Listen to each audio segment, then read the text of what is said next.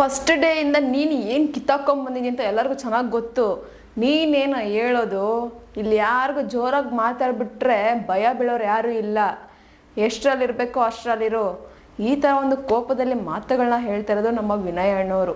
So ಈಗ big boss ಅವ್ರು ಬೆಳಗ್ಗೆ ಬಿಟ್ಟಿರೋಂಥ ಪ್ರೋಮೋದಲ್ಲಿ ವರ್ತೂರ್ ಸಂತೋಷ್ ಅಣ್ಣವರು ಒಂದು ಡೈಲಾಗ್ ಹೇಳ್ತಾ ಇದ್ದಾರೆ, ಇಲ್ಲಿ ಅವ್ರವ್ರಿಗೆ ಗೊತ್ತು ಅವ್ರವ್ರಿಗಿರುತ್ತೆ, ಅದೆಲ್ಲರಿಗೂ ಸಹ ಗೊತ್ತು ಅನ್ನೋ ಥರ. ಈ ಕಡೆ ತುಕಾಲಿ ಸಂತೋಷಣ್ಣ ಮತ್ತು ವಿನಯ್ ಅಣ್ಣವ್ರ ಮಧ್ಯೆ ಸ್ವಲ್ಪ ಕಾಂಟ್ರವರ್ಸಿ ಜೋರಾಗ್ತಾ ಇದೆ.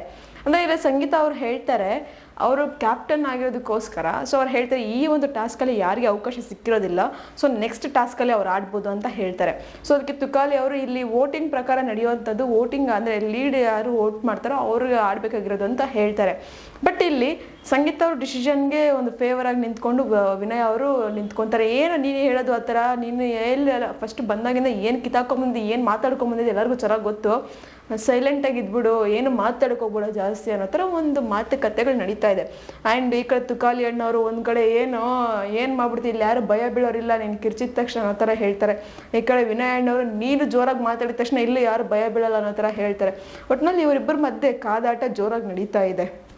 ಸೊ ಇಲ್ಲಿ ಅದರ ಮಧ್ಯದಲ್ಲಿ ವರ್ತೂರಣ್ಣವ್ರು ಒಂದು ಮಾತು ಹೇಳ್ತಾರೆ, ಇಲ್ಲಿ ಅವ್ರವ್ರಿಗೆ ಗೊತ್ತು ಎಲ್ಲರಿಗೂ ಸಹ ಗೊತ್ತಿರುತ್ತೆ, ಸೊ ನೀವು ಏನಕ್ಕೆ ಇಷ್ಟು ಕಿರ್ಚಾಡ್ತಿದ್ರಿ, ಏನಕ್ಕೆ ಈ ಥರ ಮಾಡ್ಕೊತಿದ್ರಿ ಅನ್ನೋ ಥರ ಒಂದು ಮಾತನ್ನು ಹೇಳ್ತಾರೆ. ಬಟ್ ಏನೇ ಆಗಲಿ ವಿನಯ್ ಅಣ್ಣ ಮತ್ತು ತುಕಾಲಿ ಸಂತೋಷ್ ಅಣ್ಣವ್ರ ಮಧ್ಯೆ ಈಗ ಕಾಂಟ್ರವರ್ಸಿ ಅನ್ನೋದು ಜೋರಾಗಿ ನಡೀತಾ, ಅಗ್ರೆಸಿವ್ ಆಗಿ ಹೋಗ್ತಾ ಇದ್ದಾರೆ ಅಂತ ಅನ್ನಿಸ್ತಾ ಇದೆ. ವಾರಗಳು ಕಡಿಮೆ ಆಯಿತು, ಈಗ ದಿನಗಳ ಎಣಿಕೆಗೆ ಬಂತು. ಸೊ ಈ ದಿನಗಳ ಎಣಿಕೆಯಲ್ಲಿ ಯಾರೆಲ್ಲ ಒಂದು ಹೈಲೈಟ್ ಆಗ್ತಾರೋ ಸೊ ಅವ್ರು ಹೋಗ್ಬೋದು ಚಾನ್ಸಸ್ ಇದೆ ಅಂತ ಅವ್ರ ಮನಸ್ಸಲ್ಲಿ ಅನಿಸಿದೆ.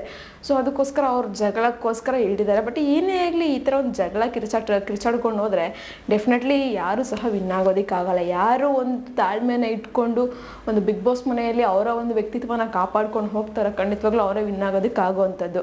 ಆ್ಯಂಡ್ ಈಗಾಗಲೇ ಅವರ ಒಂದು ವ್ಯಕ್ತಿತ್ವನ ಕಾಪಾಡ್ಕೊಂಡು ಹೋಗ್ತಾ ಇರೋದು ಯಾರು ಅಂತ ನಿಮಗೆ ಗೊತ್ತಿರುತ್ತೆ. ನಿಮ್ಗೇನು ಅನ್ನಿಸ್ತು ತುಕಾಲಿ ಸಂತೋಷ್ ಮತ್ತು ವಿನಯ್ ಅವರ ಜಗಳ ನೋಡಿ ಒಂದು ಕಮೆಂಟ್ ಬಾಕ್ಸಲ್ಲಿ ಕಮೆಂಟನ್ನು ಹಾಕಿ. ನಾನು ಹೇಳಿದಂಥ ಇನ್ಫಾರ್ಮೇಷನ್ ನಿಮಗೆ ಇಷ್ಟ ಆಗಿದೆ ಒಂದು ಲೈಕ್ ಮಾಡಿ, ಶೇರ್ ಮಾಡಿ, ದಯವಿಟ್ಟು ಸಬ್ಸ್ಕ್ರೈಬನ್ನು ಮಾಡ್ಕೊಳ್ಳಿ. ಇದೇ ಥರ ಇನ್ನಷ್ಟು ವೀಡಿಯೋಸ್ಗೋಸ್ಕರ ನೀವು ನೋಡ್ತಾ ಇರಿ ನಮ್ಮ ಚಾನಲನ್ನು.